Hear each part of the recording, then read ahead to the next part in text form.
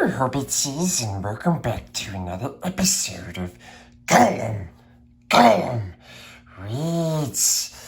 Today, Gollum is reading Chapter 3 of The Hobbit, A Short Rest. They did not sing or tell stories that day, even though the weather improved, nor the next day, nor the day after.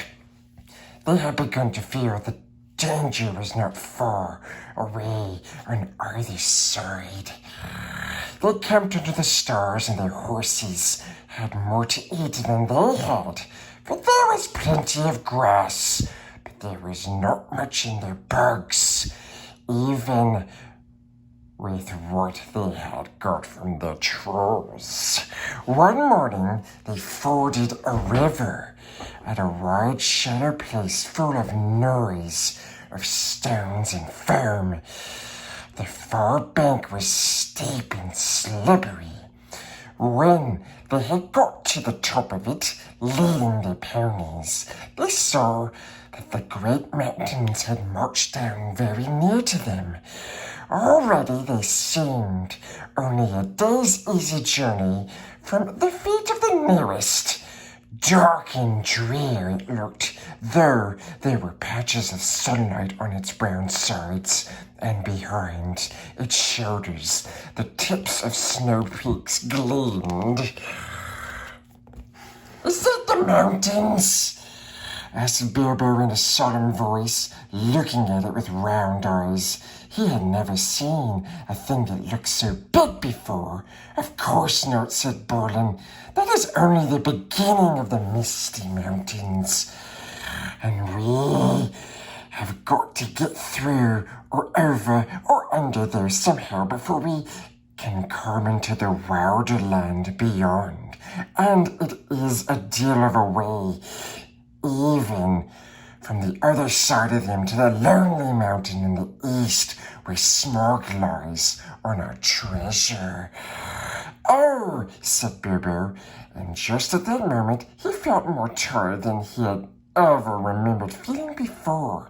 He was thinking once again of his comfortable chair before the fire in his favorite sitting room in his hobbit hole, and of the kettle singing, not for the last time.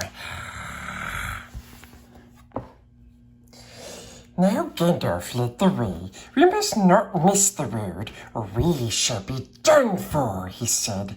"We need food, for one thing, and rest is reasonable. Safety. Also, it is very necessary to tackle the Misty Mountains by the proper path, or else you will get lost in them and have to come back and start at the beginning again, if you ever get back at all." They asked him where he was making for, and he answered, "You are come to the very edge of the wild. As some of you may know, hidden somewhere ahead of us is the fair valley of Rivendell, where Elrond lives in the last homely house. I sent a message by my friends, and we are expected." That sounded nice and comforting, but they had not gone there yet, and it was not so easy as it sounds to find the last homely house west of the mountains. There seemed to be no trees, and no valleys, and no hills to break the ground in front of them, only one vast slope going slowly up and up to meet the feet of the nearest mountain. A wide land, the color of heather and crumbling rock, with patches and slashes of grass green and moss green, showing where water might be. Morning passed, afternoon came, but in all the silent waste there was no sign of any dwelling. They were growing anxious, for they saw now that the house might be hidden almost anywhere between them and the mountains. They came on unexpected valleys, narrow, with steep sides that opened suddenly at their feet. and they looked down, surprised to see trees below them and running water at the bottom. There were gullies that they could almost leap over, but very deep brushes with waterfalls in them. There were dark ravines with one that one could neither jump over nor climb into.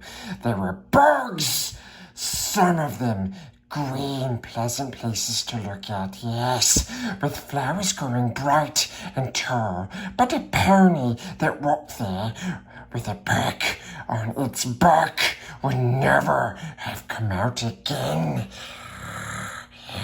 It was indeed a much wider land from the ford to the mountains than ever you would have guessed. Bilbo was astonished. The only path was marked with white stones, some of which were small, and others were half covered with moss or heather. Altogether, it was very slow business following the track, even guarded by Gandalf, who seemed to know his way about pretty well. His head and beard wagged this way and that as he looked for the stones, and they followed his lead. But they seemed no nearer to the end of the search when the day began to fail. Tea time had long gone by, and it seemed supper time would soon do the same. There were moths fluttering about, and the light became very dim, for the moon had not risen. Bilbo's pony began to stumble over roots and stones. They came to the edge of a steep fall in the ground so suddenly that Gandalf's horse nearly slipped down the slope. "Here at last!" he called, and the others gathered round him and looked over the edge. They saw a valley far below. They could hear the voice of hurrying water in a rocky bed at the bottom. The scent of trees was in the air, and there was a light on the valley side across the water. Bilbo never forgot the way. They slithered and slipped in the dusk, down the steep zigzag path into the secret valley of Rivendell. The air grew warmer as they got lower, and the smell of the pine trees made him drowsy, so that every now and again he nodded and nearly fell off or bumped his nose on the pony's neck. Their spirits rose as they went down and down. The trees changed to beech and oak, and there was a comfortable feeling in the twilight. The last green had almost faded out of the grass when they came at length to an open glade not far above the banks of the stream. It smells like elves, thought Bilbo, and he looked up at the stars. They were burning bright and blue. Just then there came a burst of song like laughter in the trees. "Oh, what are you doing, and where are you going? Your ponies need shoeing, the river is flowing. Oh, tra-la-la-la-la-la, down in the valley. Oh, what are you seeking? Where are you making? The faggots are reeking, the bannocks are begging. Oh, tree-lily-lily-lolly, the valley is jolly. Ha! Ha! Oh, where are you going, with fields all a-wagging? No knowing, what brings Mr. Baggins and Ballin' and Drawlin' into the valley in June? Ah! Oh, will you be staying, or will you be flying? Your ponies are straying. The daylight is dying. To fly would be folly, to stay would be jolly. And listen and hark till the end of dark to our tune. Ha! Ha! So they laughed and sang in the trees, and pretty fair nonsense, I dare say you think it. Not that they would care. They would only laugh all the more if you told them so. They were elves, of course. Soon Bilbo caught glimpses of them as the darkness deepened. He loved elves, though he seldom met them. But he was a little frightened of them too, precious, yes. Dwarves don't get on well with him, even decent enough dwarves like Thorin and his friends think them foolish, which is a very foolish thing to think, or get annoyed with him. For some elves tease them and laugh at them, and most of all at their beards. Well, said a voice, just look, Bilbo the Hobbit on a pony. My dear, isn't it delicious? Most astonishing, wonderful. Then off they went into another song, as ridiculous as the one I've written down in full. At last, a tall young fellow came out from the trees and bowed to Gandalf and to Thorin. Welcome to the valley, he said.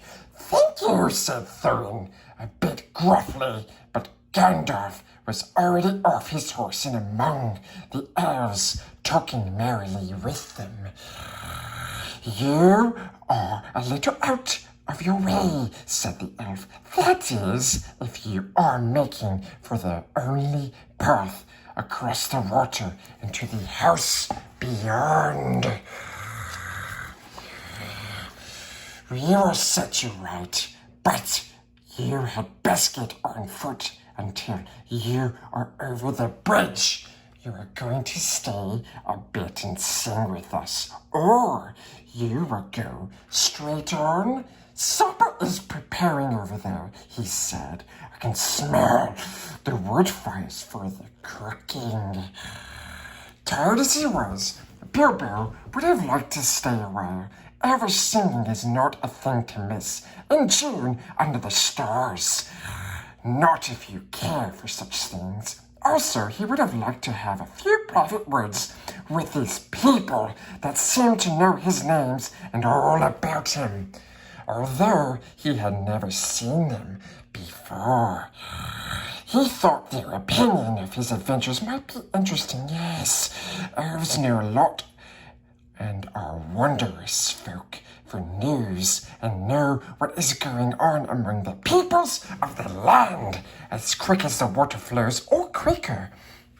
But the dwarves were all for supper as soon as possible, just then, and would not stay. On they all went, leading their ponies, till they were brought to a good path, and so at last to the very brink of the river. It was flowing fast and noisily, as mountain streams do of a summer evening, where sun has been all day on the snow far above.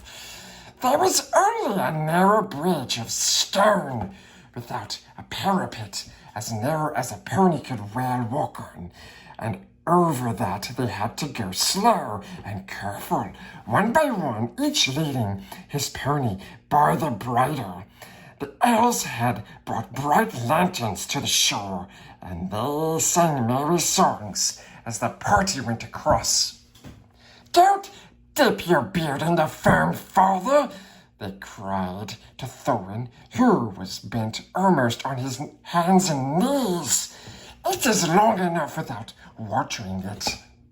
Mind, Bilbo doesn't eat all the cakes, they called. He is too fat to get through the keyholes yet. Hush, hush, good people, and good night, said Gandalf, who came at last.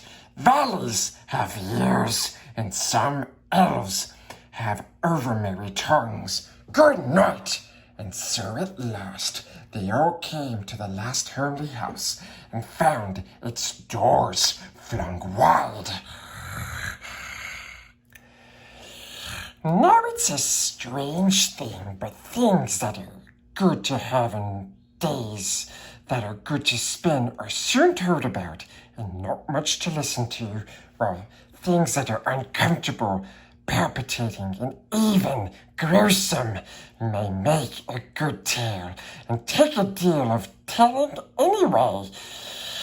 They stayed long in that good house, 14 days at least, and they found it hard to leave. Bilbo would gladly have stuck there for ever and ever, even supposing a wish would have taken him right back to his hobbit hole without trouble. Yet there is little to tell about their stay.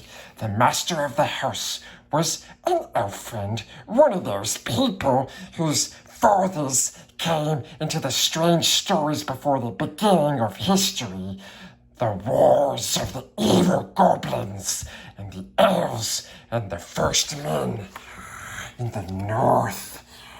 In those days of our tale, there were still some people who had bard elves and heroes of the north for ancestors, and Elrond, the master of the house, was their chief. Yes, he was. He was as